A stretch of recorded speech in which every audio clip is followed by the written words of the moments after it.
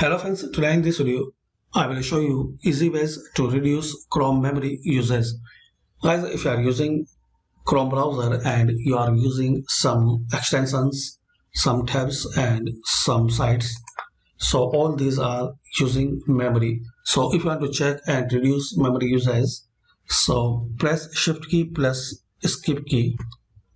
So now you will see this task manager, and here guys you can realize and you can check which extension and which site is using more memory.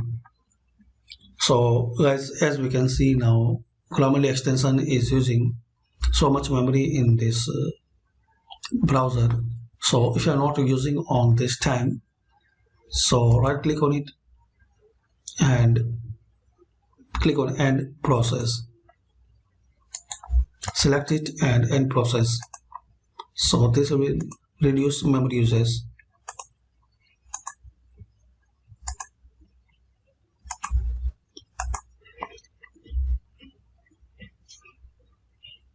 So this is the easy and quick way guys to reduce memory usage.